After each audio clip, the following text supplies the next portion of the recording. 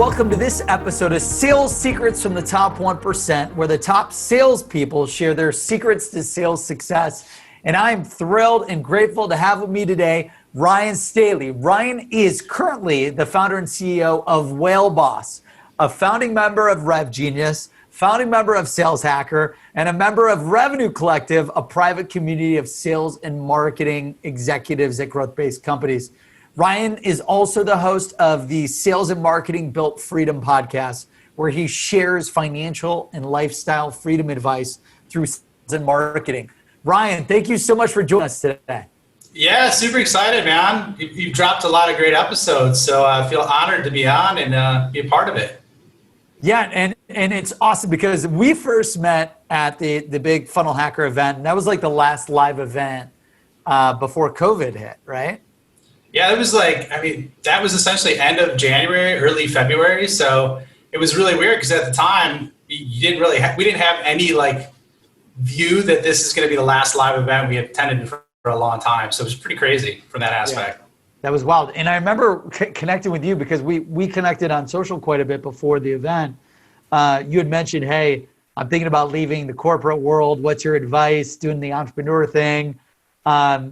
Why don't you give the audience a quick background on who you are? You know, I know obviously you're the CEO and founder now of Whale Boss, but maybe, give a high level intro, your experience, and then let's find out what Whale Boss is and dive into the secret. So I'll jump right into that. So I've been in this is funny. I started in sales literally when I was in 18, 19 years old, selling yellow page advertising in school. And I'm not 90 years old, but that was nice. my earning job, right? So started off there and then progressed. I had a boiler room type job inside sales where I crushed $250, $300 a day. Then went into outside sales, mid-market, moved up to the enterprise space. Then for the last 9, almost 10 years, I've been in sales leadership and grew from a small business to basically about, before I left, it was about 6-7 year stint where they were like, hey, we want an enterprise team. Go build it. So no playbook, no prior history in that, nothing. And so basically built it from scratch and grew it from 0 to 30 million in annual recurring revenue in 6 years with only really 3 salespeople, without marketing support, without lead generation, in a declining market. And so that's kind of something that truly shaped me and it helped me give amazing insights in terms of enterprise sales. Yeah, that's amazing. And where was that at? That was in a company called FlexTG. Okay. And so essentially it was managed services around how companies print.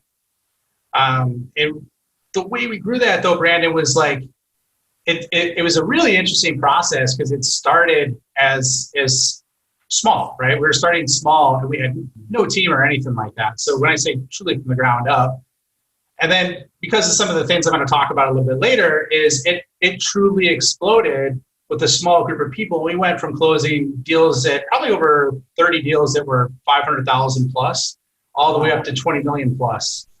So that was really eye-opening and insightful. And just the people you meet when you go through that process totally changes you as a person.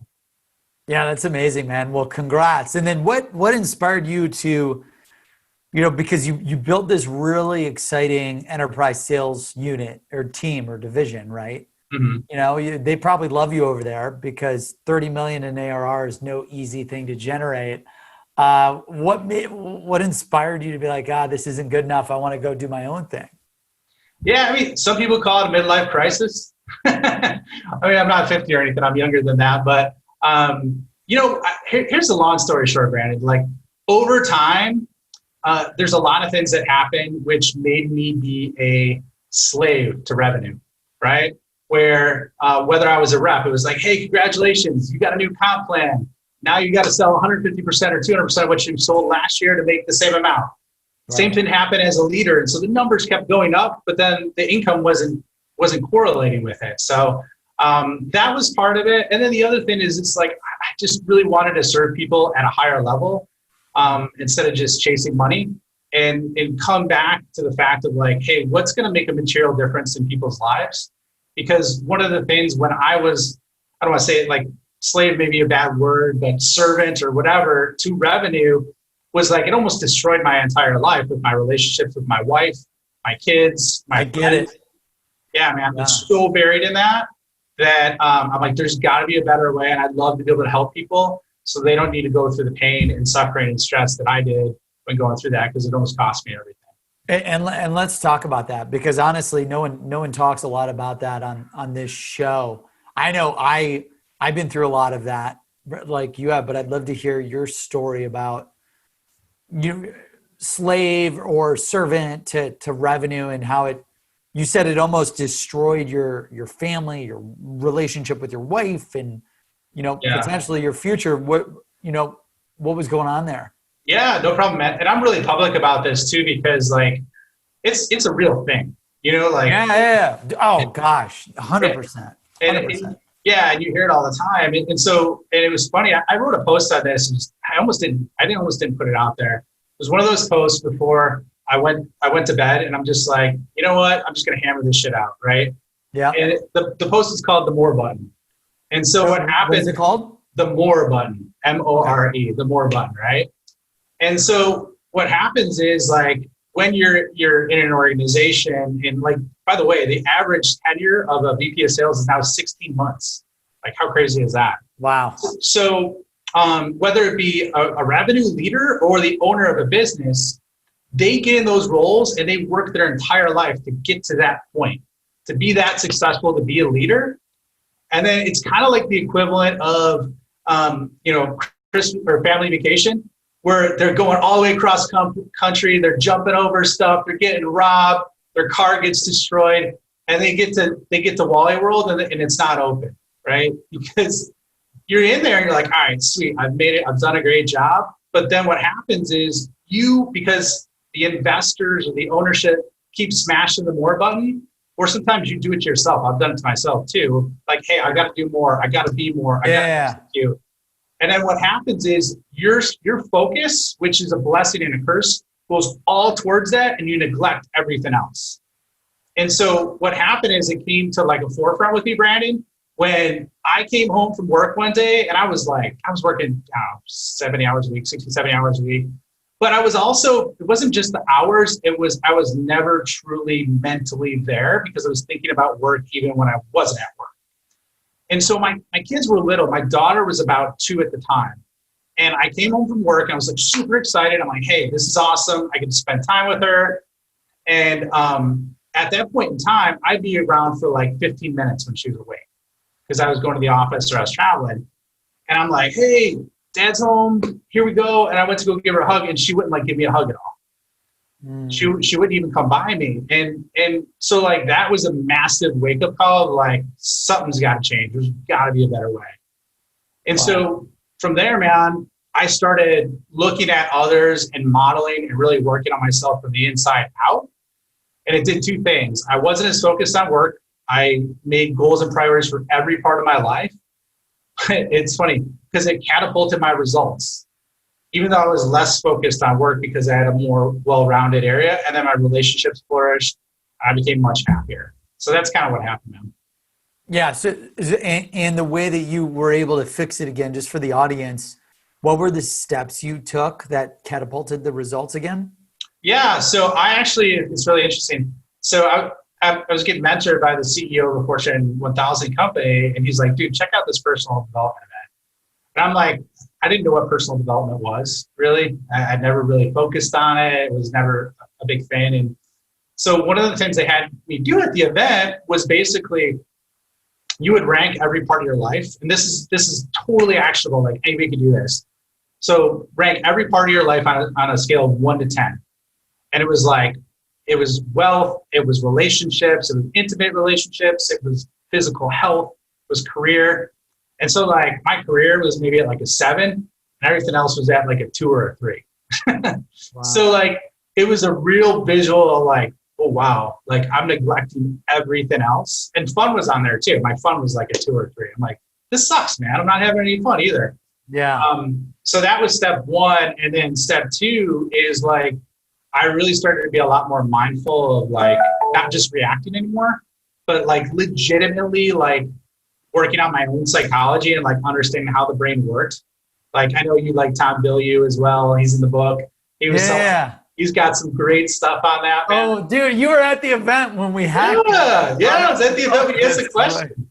You like bribed your way up there. It was awesome. Yeah. Very, very good. But anyways, I would say those are the two things. And then here's a real simple item that anybody can do. So once you understand where you're deficient in different areas, it's also good to understand, like, every week, what are your goals and priorities for those other parts of your life outside of work? And put the same level of attention you do with work, and it causes your brain to focus on it. Dude, this is something that I've been trying to do, like, figure out my whole life. I can't figure it out because my brain and my mind is so all in on sales, the company, our mission, where I know family, relationships, everything else like that. I'm not going to say is on the side burner, but if you got it cranked up all the way, my sales and business is always cranked up 100 miles per hour. Everything else is cranked up 30 miles per hour. Yeah. Yeah. And hey, maybe it's not every week. It's different for every person. Maybe for you, someone like you're running a company, you're running hard, man. It's like you got the same type A personality that I do. You're like, go, go, go, go. Maybe it's once a month where you step back and you're like, hey, these are areas that I need to rebalance in my life, and I've seen people do that as well. So that's awesome, man. Well, I appreciate you being so open and transparent about that challenge. I would assume probably every salesperson or top salesperson, entrepreneur or marketer deals with that to some extent. All the time. And I wish more people talked about that struggle.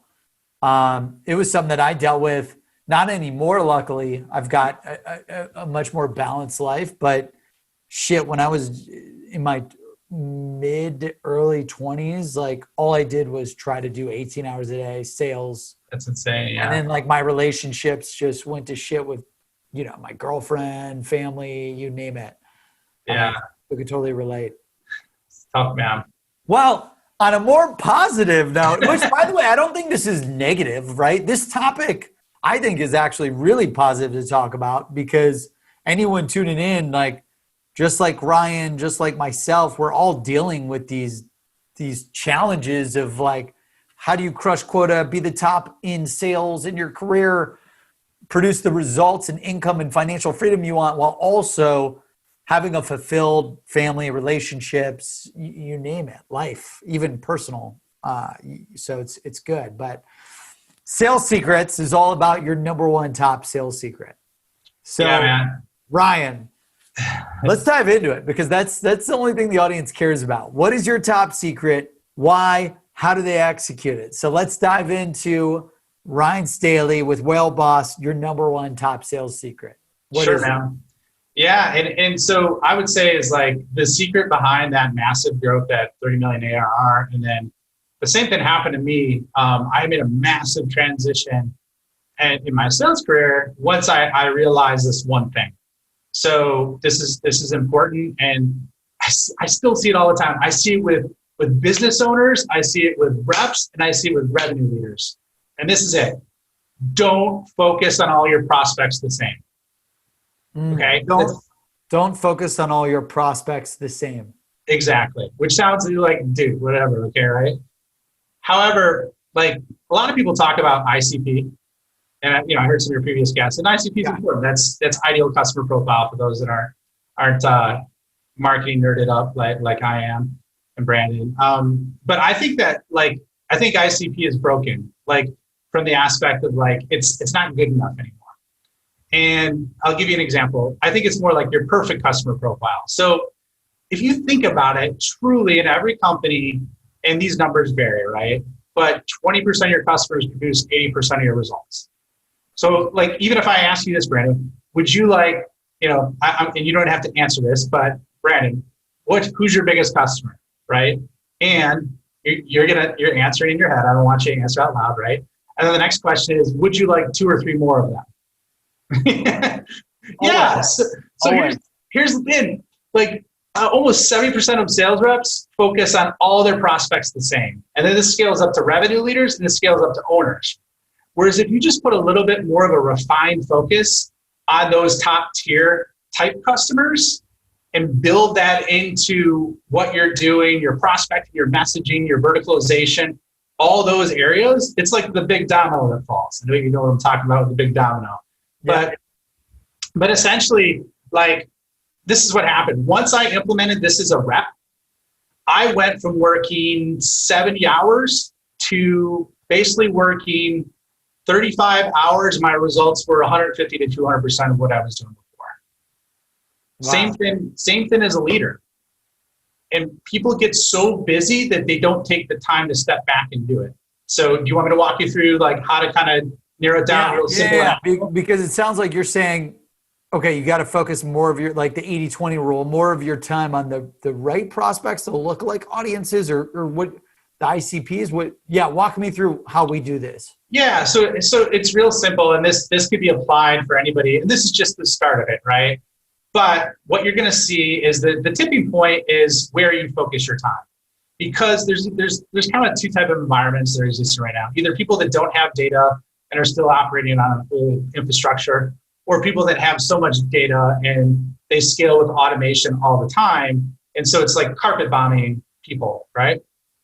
So, one of the key areas is like, if you're, let's just say you're a business owner or rep, it's applicable for both areas. Look at your company's top 5 customers. Look at essentially what the revenue amounts are. You look at what their demographic is. You look at their perfect customer title. And you look at the psychographics of them and the verticals of them. So if you look at those 4 areas and you take the time to be really mindful of like of listing all those areas out. And I'll give you an example. So like, for example, the vertical is manufacturing, or vertical is tech. Let's say the vertical is tech. It's SaaS. Your perfect customer where you have a $500,000 contract, has 1,500 employees. They are Series B. And on top of it too, they just recently got funding infused, but at the same time are merging with another company, right? That's like the company stuff.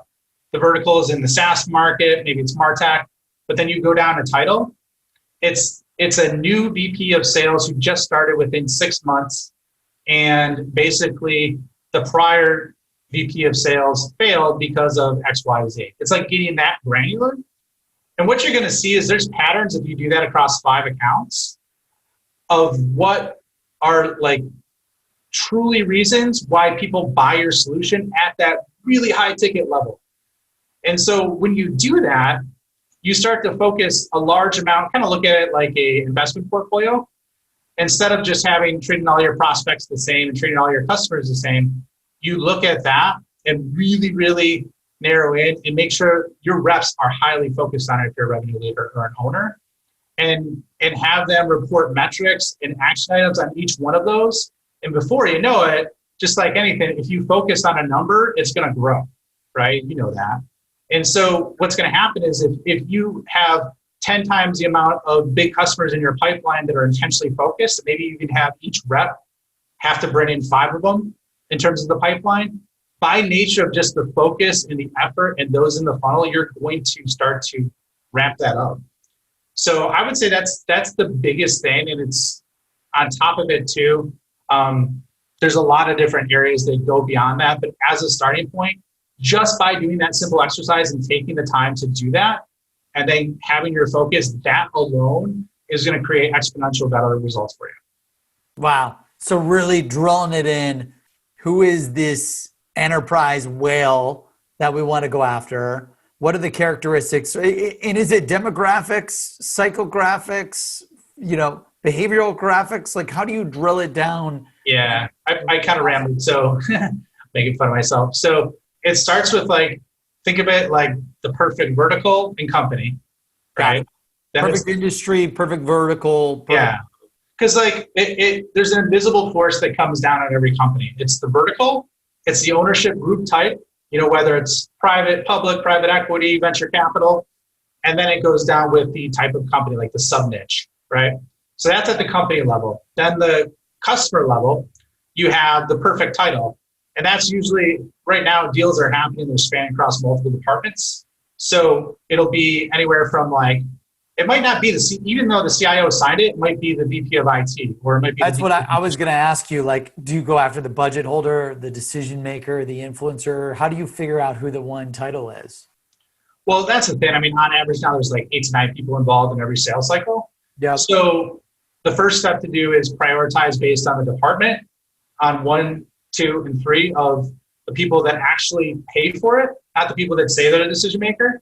And then from there, you focus on like the individual people, you rank the people of who to focus on.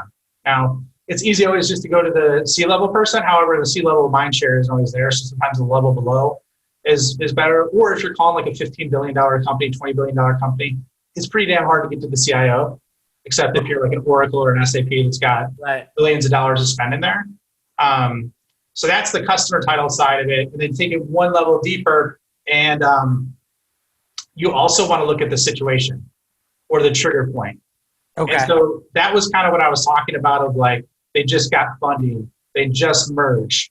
Give you an example. If someone just merges, a lot of times as a public company, they'll say, hey, we are going to get $500 million in synergies from this merger. And as a result, they have to take $500 million out of the business. If you have a cost saving component to your business and link it to that initiative, that's going to be really telling. You know what I mean? Or if they're merging, they're consolidating, they're organic growth, or acquiring companies, that's the other areas that you want to look at. So that's kind of what I would say is company, title, situation is really, then the psychographics, which is last. CTSP. Company, title, situation, psychographics.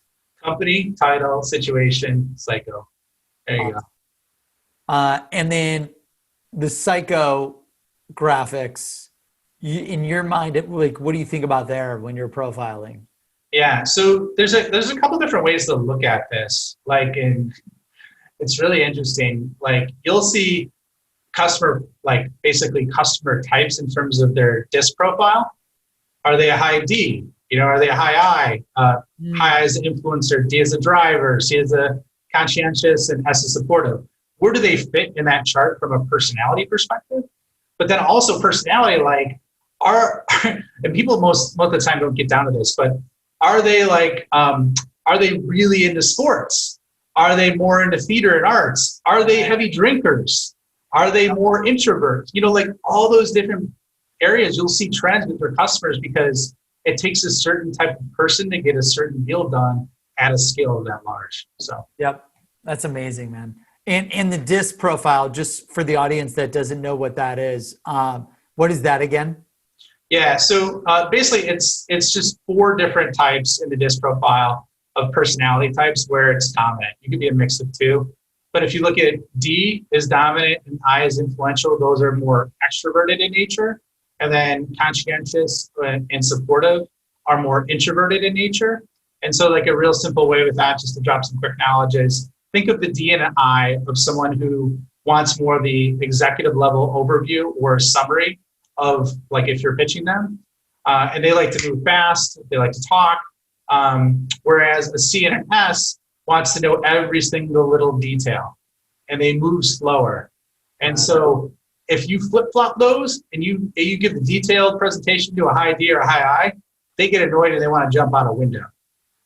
Same thing vice versa. If you're just going high level executive summary to the C and the S, they think you're being shady. So it's really important to like understand. Yeah. There's so many salespeople. I'm probably more of the D there. You're totally a D. I just like, hey, I just want this. I don't care. What's the pricing? Let's roll. And they're like, no, I got to give you a 3-hour presentation. I'm like, look, I don't care about any of the features or benefits. I just want this. What's the pricing? Let's go. It's crazy. It's interesting. You're the enterprise sales boss, right? Mm-hmm. What's crazy to me is a lot of people will like try to run their enterprise sales process. They don't figure out what's my sales process. My sales process is I've got budget. I don't need to talk to anyone. If I think it's a good idea, I'm going to roll. Like, I don't need another 3 hours, 3 different demos, meetings to buy an enterprise software. It's like, let's just go. Yeah. No, you're dead on, man. I mean, that's the most people have of the 17 different sales methodologies, they have their process built in. But what you'll see is it's interesting that most don't really ask or truly understand the buying process. And I've seen people waste 2 years on a sales cycle because they didn't understand that process. Awesome. So the best way, for the audience to just hit the ground running and kickstart this, in your opinion, like the quick start guide to identifying the people that they should be selling to, investing and selling to, because the time and the money will create more time and money out of their focus. I forgot, what was the title that you coined this chapter? The perfect, instead of ICP, instead of an ideal customer profile, it's a perfect customer profile. The perfect customer profile. Yeah. So where do you recommend, if we want people to leave this interview, this podcast, this show right after, where's the best place to start implementing?